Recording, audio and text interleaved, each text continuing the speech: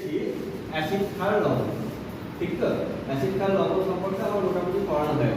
আজকে একটু ডেমো দেবো। কীরকম ডেমো দেবো না, এখানে আমি অনেক কেমিক্যাল নিয়েছি। কেমিক্যাল কি, এখানের মধ্যে অ্যাসিড আছে, ক্ষারও আছে, তার সাথে কি আছে কিছু নির্দেশক। নির্দেশক কি করে না, নিজেদের বর্ণ পরিবর্তন করে কোনটা কি দ্রবণ সেটাকে নির্দেশ করে, তাই তো? তাই তো নির্দেশকের ধর্ম। আমার কাছে কিছু লিকুইড নির্দেশক আছে, যেমন এইটা দেখতে পাচ্ছ, এটা হচ্ছে মিথাইল রেড। এইটা দেখতে পাচ্ছ, এটা হচ্ছে ফেনলফথ্যালিন। আরও কিছু নির্দেশক আছে, যে নির্দেশকগুলো নিজেদের বর্ণ পরিবর্তন করে কোনটা কোন কি দ্রবণ সেটাকে নির্দেশ করে। যেমন এটা দেখতে পাচ্ছ কি, এটা লিটমাস পেপার, এটাকে বলে লিটমাস পেপার। এটা হচ্ছে ব্লু লিটমাস পেপার, আর আছে রেড লিটমাস পেপার। এগুলো সবই নিজেদের বর্ণ পরিবর্তন করে। বর্ণ পরিবর্তন করে কোনটা কি ধরনের দ্রবণ সেটা নির্দেশ করে। এইখানে এই জিনিসটা আছে, সম্ভবত এটা HCl, অনেকদিনকার পুরনো বোতল, আমি জানি না এটা HCl বা H2SO4। HCl হতে পারে, H2SO4 হতে পারে। এখানে বেরিয়াম ক্লোরাইডও আছে। যদি এটা H2SO4 হয়, যদি এটা H2SO4 হয়, তাহলে আমরা জানি বেরিয়াম ক্লোরাইডের সাথে সেটা বিক্রিয়া করে BaSO4, বেরিয়াম সালফেটের একটা সাদা অতচ্ছেদ থাকবে, এটুকু আমরা জানি। আর যদি তা না হয়, যদি তা না হয়, তাহলে পরে কি হবে না, HCl হলে পরে এর সাথে কোনো বিক্রিয়া করবে না। আমার কাছে সম্ভবত এটা HCl হলে পরে বেরিয়াম ক্লোরাইডের সাথে কোনো বিক্রিয়া করবে না, কিন্তু H2SO4ও আছে। H2SO4 মানে এটা যদি HCl হয়, তাহলে ওটা H2SO4 হবে। আমি তখন H2SO4টা নিয়ে এসে বিক্রিয়াটা দেখাবো। এছাড়াও আমি যে বিক্রিয়াগুলোর চাইতে বড় জিনিস যেটা দেখাবো, সেটা হচ্ছে নির্দেশকের ব্যবহার। নির্দেশক কেমন করে তার বর্ণ পরিবর্তন করে যে কোনটা কোন দ্রবণ সেটা নির্দেশ করে, সেটা দেখাবো। প্রথমে আমি দেখাবো লিটমাস পেপার দিয়ে। লিটমাস পেপার দিয়ে, ব্লু লিটমাস পেপার, অ্যাসিড দ্রবণের বর্ণ কেমন, ক্ষার দ্রবণের বর্ণ কেমন। রেড লিটমাস পেপারে অ্যাসিড দ্রবণের বর্ণ কেমন, ক্ষার দ্রবণের বর্ণ কেমন, সেটুকু দেখাবো। এই টেস্ট টিউব নিলাম। টেস্ট টিউবের মধ্যে আমি প্রথমে একটু এই অ্যাসিড, এটা HCl হোক বা H2SO4 হোক, যাই ঢালি সবই কিন্তু অ্যাসিড। তো অ্যাসিড আমি ঢাললাম, সামান্য একটু ঢালছি, সামান্য একটু ঢাললাম, উঠে এটা ধরলো। আর আমি এর মধ্যে একটু অ্যামোনিয়াম হাইড্রক্সাইড, এটা হচ্ছে অ্যামোনিয়াম হাইড্রক্সাইড, যেটা খুব উদ্বায়ী। উদ্বায়ী মানে হচ্ছে এটা উবে যায় খুব তাড়াতাড়ি, বুঝতে পারলে? উবে যাবে। তুমি এখানটা হাত দিলে পরে দেখতে পাবে ঠান্ডা লাগছে। তুমি হাত তো ঠান্ডা লাগছে তো, দেখো হাত দিয়ে দেখো ঠান্ডা লাগছে। তো আমি এই দুটো পেপারকে প্রথমে দেখো, এভাবে ঘুরে দাও, এভাবে দেখো, তাহলে হাতটা দিয়ে দেখাবি। আমি দুটো পেপার নিলাম, একটা হচ্ছে ব্লু লিটমাস, এইখানে নিলাম, আর একটা হচ্ছে শুকিয়ে উঠে রেড লিটমাস। দুটো পেপার নিয়েছি, একটা ব্লু নিয়েছি, একটা রেড নিয়েছি। একটা ভালো করে করো। এইটা কি আছে, এটা কি আছে, অ্যাসিড, তাই তো? আমি এই ব্লু লিটমাসে অ্যাসিড দিচ্ছি। কিরকম হচ্ছে রংটা দেখো, রংটা দেখাও, রংটা কেমন হচ্ছে, কেমন হয়েছে, লাল হয়ে গেছে, বুঝতে পারলে? দেখো এবার রেডে দিচ্ছি অ্যাসিড, পরিবর্তন হলো, রেডে দিলে পরে পরিবর্তন হলো, কিন্তু ব্লুতে দিলে পরে পরিবর্তন হলো। তাহলে অ্যাসিড নীল লিটমাসকে কি করে, লাল করে। এইবার আমি ক্ষারটা দেব, ক্ষার দ্রবণটা নিলাম। ক্ষার দ্রবণটা নিয়ে আমি এই যে লাল লিটমাস পেপার, এখানে ক্ষার দ্রবণটাকে একটু ঢেলে দিচ্ছি। কিরকম ম্যাজিক্যালি চেঞ্জ হয়ে গেল, তুমি বুঝতে পারছো? কেমন নীল হয়ে গেল, দেখতে পাচ্ছ তো?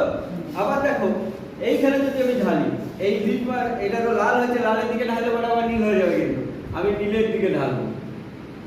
নীলের দিকে আমি এই দ্রবণটাকে ঢালছি, কি হলো, নীলই থাকলো। আমি এবার লালের দিকে ঢালছি, কি হয়ে গেল, নীল হয়ে গেল। বুঝতে পারলে? লিটমাস পেপারটা দেখালাম, তাহলে পরে বুঝতে পারলে? তাহলে ক্ষার কি করে, নীল লিটমাসকে লাল করে, আর কি অ্যাসিড লালকে নীল করে। তাহলে এইটা আমি লিটমাস পেপারে আমি দেখিয়ে দিতে পারলাম। ধরো এইবার আমি অন্য একটা নির্দেশ, এই হচ্ছে একটা বিকার, এই বিকারের মধ্যে আমি, এটা অ্যাসিড ছিল না, আমি একটু অ্যাসিড নিচ্ছি, সামান্য নিয়েছি অ্যাসিড। দেখতে পাচ্ছ সবাই, অ্যাসিড নিয়েছি। এইটা হচ্ছে মিথাইল রেড। মিথাইল রেডটা অ্যাসিড দ্রবণে বর্ণ হচ্ছে লাল, অ্যাসিড দ্রবণে বর্ণ হচ্ছে লাল। আমি একটু ফেলে দেবো, কি হয়ে গেল? তোমরা দেখতে পাচ্ছ রংটা দেখতে পাচ্ছ, কালারটা বুঝতে পারছো? বোঝা যাচ্ছে কালারটা বোঝা যাচ্ছে, বুঝতে পারছো সবাই? লাল রং দিয়ে দিলাম আমি। এখন আমি কি করব? আমি এইটার মধ্যে, এইটা আছে কি অ্যামোনিয়াম হাইড্রক্সাইড মানে খার। আমি খারটাকে ফেলে দেবো। এটা কিন্তু নাও হতে পারে, কারণটা বলছি আরো বেশি পরিমাণে দিতে হতে পারে, কারণ এটাই মানে এই সিএলটা অপেক্ষাকৃত গাঢ় এর চাইতে। দেখা যায় চেঞ্জ হয় কি হয়? হ্যাঁ, চেঞ্জ হচ্ছে গো। দেখো হলুদ হয়ে যাবে, খাদ দ্রবণে হলুদ হয়ে যাবে, রংটা চেঞ্জ হচ্ছে, বুঝতে পারছো? খাদ দ্রবণে কেমন, এই দেখো ম্যাজিক্যালি চেঞ্জ হয়ে গেল, বুঝতে পারছো কেমন হচ্ছে?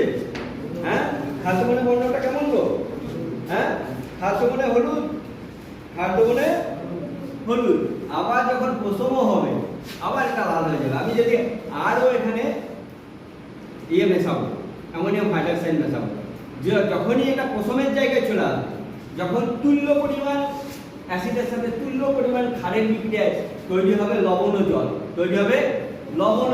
যখন তুল্য পরিমাণ তুল্য চলে আসবে, মানে এ বলবে আমি তোর সাথে সমান, তখন এই হলুদটা আবার কি হয়ে যাবে? লাল হয়ে যাবে।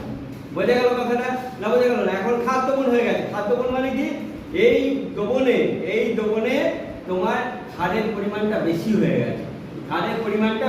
গেছে, এখন আমি যদি আরো অ্যাসিড মেশাবো, দেখো মেশাবো আর নড়াবো, যেই মুহূর্তে আমার এটা তোমার লাল বর্ণ পরিবর্তন হয়ে যাবে, এই দেখো পরিবর্তন হতে লাগছে, কিন্তু যে মুহূর্তে আমার লাল বর্ণ চলে আসবে, এই যে দেখতে পাচ্ছ আসছে, এখনো আসেনি, কিন্তু যে মুহূর্তে চলে আসবে সেই মুহূর্তে এই যেমন চলে এলো, দেখো লাল চলে এলো তো, তাহলে এ আবার প্রসবক্ষণে চলে গেছে, মানে তুল্য হয়ে গেছে, তুল্য পরিমাণ ক্ষার হয়ে গেছে, তুল্য পরিমাণ অ্যাসিড হয়ে গেছে।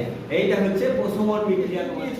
ডান দিকে টেস্ট টিউবে আমি দিয়েছি অ্যাসিড, আর বাঁ দিকে টেস্ট টিউবে আমি দিয়েছি ক্ষার। ক্ষারটার কি নাম বললাম? অ্যামোনিয়াম হাইড্রক্সাইডের সাহায্যে আমি বিলীয়মান রং করব। বিলীয়মান রং মানে কি? যে রংটা মিলিয়ে যাবে। আমি সাদা জামাই দেব, কিছুক্ষণ পরে আর রং থাকবে না। এই পরীক্ষাটা করব ফেনলফথ্যালিন নিয়ে। আমি সুপ্রিয়র হাতে আমি এই NH4OH দিলাম, আর দিদির হাতে দিলাম অ্যাসিড। তোমরা প্রথমে দেখো অ্যাসিডের মধ্যে যখন আমি ফেনলফথ্যালিন দিচ্ছি, এক ফোঁটা ফেনলফথ্যালিন দেবো, দিলাম, রঙের কোনো পরিবর্তন হয়ে গেল না, কিরকম একটা ঘোলাইয়ের মতো রং হয়ে গেল, মানে রংটা পরিবর্তন হলো না। আর দেখো এইখানে যখন আমি এক ফোঁটা কি দেবো? ফেনলফথ্যালিন দিলাম, রংটা লক্ষ্য করো, খালি কালারটা দেখো কি দারুণ কালার এসেছে, বুঝতে পারছো? হ্যাঁ, কিরকম কালার বুঝতে পারছো তো? হ্যাঁ, এইটা হচ্ছে বিলীয়মান রং। কেন বিলীয়মান রং? না এই NH4OH সহজে আমার ভেঙে যায়, কিসে ভেঙে যায়? NH3 আর H2O তে। NH3টা উড়ে যায় বাতাসে, পড়ে থাকে জল। তোমরা লক্ষ্য করতে পারবে, দেখো একটা ঝাঁঝালো গন্ধ আসছে, লক্ষ্য করো, একটা ঝাঁঝালো গন্ধ আসছে, ঠিক আছে? এই গন্ধটা হচ্ছে অ্যামোনিয়ার গন্ধ। এই গন্ধটা হচ্ছে অ্যামোনিয়ার গন্ধ। এই অ্যামোনিয়ার গন্ধটা ভেঙে যায়। আমি এই সুপ্রিয় জামায় দেখো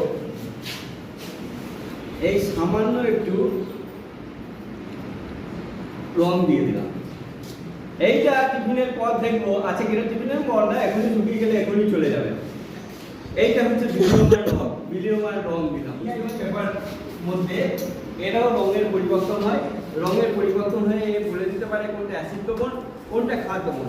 আমরা জানি যে আমাদের জীবনযাত্রায়, দৈনন্দিন জীবনে বিভিন্ন কাজকর্মে পিএইচ এর ভূমিকা কিন্তু অপরিসীম। পিএইচ এর উপর নির্ভর করে দাঁতের ক্ষয়। পিএইচ মৎস্য চাষে ভীষণভাবে ইম্পর্টেন্ট জিনিস। পিএইচ এর মাত্রা বেশি হয়ে গেলে, পিএইচ এর মাত্রা দেখো, পিএইচ স্কেলটা থাকে 1 থেকে 0 থেকে 10-এর মধ্যে। যত শূন্যের কাছাকাছি আসবে সেই দ্রবণ তত বেশি অ্যাসিডিক, তত বেশি আম্লিক এবং সেটা খুব ক্ষতিকর, খুব ক্ষতিকর। 7 হচ্ছে প্রশম দ্রবণ। বিশুদ্ধ জলে পিএইচ মাত্রা হয় 7। 7-এর থেকে যত কমবে তত সেই দ্রবণটা অ্যাসিডিক হবে, 7 থেকে যত বাড়বে সেই দ্রবণটা তত ক্ষারীয় হবে। বোঝা গেল কথাটা? এই হচ্ছে পিএইচ পেপার। এখানে লক্ষ্য করো তোমরা 1 2 3 4 5 6 7 8 9 10 11 দেওয়া আছে। 7 হওয়া মানে সেই দ্রবণটা হচ্ছে প্রশম দ্রবণ। সেই দ্রবণটা উপযুক্ত, আমাদের দেহের পক্ষে, পরিবেশের পক্ষে উপযুক্ত। যত কমবে তত তার অ্যাসিডের মাত্রা বাড়বে, যত বাড়বে তার ক্ষারের মাত্রা বাড়বে। আমি একটা এখন পেপার নিয়ে, দেখো পেপারটা অনেকটা শ্যাওলা কালারের মতো দেখতে। তোমরা লক্ষ্য করবে এই পেপারটা অনেকটা শ্যাওলা কালারের মতো দেখতে। দেখতে পাচ্ছ? দেখতে পাচ্ছ? এটা হচ্ছে পিএইচ পেপার। আমি এই পিএইচ পেপারটা প্রথমে আমি একটা ক্ষারে দেবো, তারপরে অ্যাসিডে দেবো। দেখো পরিবর্তনটা বুঝতে পারবে। দেখো এইটা অ্যাসিডে দিলাম, কিরকম লাল ভরা হয়ে গেল। বুঝতে পারলে না? বুঝতে পারলে না? এরপর ক্ষারে দেবো। ক্ষারে দিলে পরে রংটা কেমন হওয়া উচিত? খাদ্য মানে কিরকম বর্ণ হওয়া উচিত? খাদ্যবনের বর্ণটা কেমন হওয়া উচিত? দেখা যাক খাদ্যবনের বর্ণটা কেমন হয়। নীলই হয়ে গেছে আমার। বুঝতে পারছো? হ্যাঁ, তাহলে এর উপরে নির্ভর করছে কোনটা কি দ্রবণ। বুঝতে পারলে? আবার সাধারণ একটা জলে যদি তোমরা দেখো কয়েকক্ষণ আগে আমি কি দিয়েছিলাম, এর জামায় বিলিয়মান রং লাগিয়েছিলাম। আছে রংটা? তার কারণটা কি? NH3 উড়ে গেছে। NH3 উড়ে গেছে, জলটা শুকিয়ে গেছে। আর ফেনলফথেলিনের প্রশম দ্রবণে কোনো রং নেই, আবার অ্যাসিড দ্রবণে কোনো রং নেই। তাহলে বলে সে সাদা জামা আবার সাদা ফিরে গেছে। আমি আগের দিন সেই দাদুর গল্পটা বলেছিলাম, দাদু লেগে গেছিল। আজকে সুপ্রিয়কে লাগানোর জন্য আমি রং দিলাম, বিলিয়মান রং। কিন্তু বিলিয়মান রং এর জামায় থাকলো না। বিলিয়মান রং মানে বিলিয়ে যাচ্ছে, রংটা থাকছে না, তাই এর নাম হচ্ছে বিলিয়মান রং। তো আমি এখানে লিটমাস পেপারটা নিলাম, পিএইচ পেপারটা নিয়ে সাধারণ জলে দিচ্ছি। সাধারণ জলে দিয়ে দেখি কোনো পরিবর্তন হচ্ছে রংটার কোনো পরিবর্তন হলো। তার মানে এই জলের পিএইচ 7-এর প্রায় সমান, 7-এর প্রায় সমান। এই জলটাকে আমরা খেতে পারি।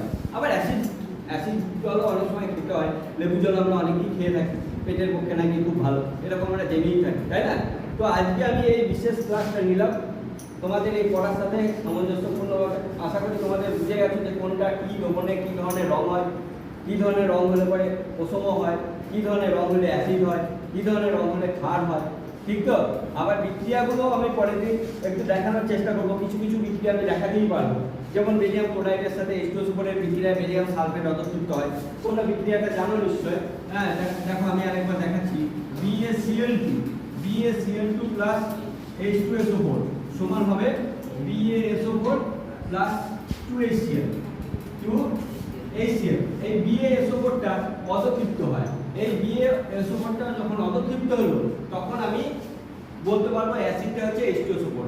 এটা হচ্ছে H2SO4-এর শনাক্তকরণ বিক্রিয়া। কি বললাম? শনাক্তকরণ বিক্রিয়া। বুঝতে পারলে কথাটা? এইভাবে আমি অ্যাসিডকে শনাক্ত করতে পারি। আবার HCl কে কিভাবে শনাক্ত করতে পারি? না, AgNO3 নিতে হয়। AgNO3 প্লাস HCl সমান হচ্ছে AgCl প্লাস HNO3। এই যে AgCl এটাও সাদা থকথকে একটা পদক্ষেপ করে। তো দেখা যাবে টেস্টগুলো খুব সুন্দরভাবে দেখা যাবে। যেমন কালারগুলো দেখতে তোমাদের ভালো লাগলো, এগুলো দেখালে পরে ভালো লাগবে, এইগুলো দেখালে পরে ভালো লাগবে। ঠিক আছে?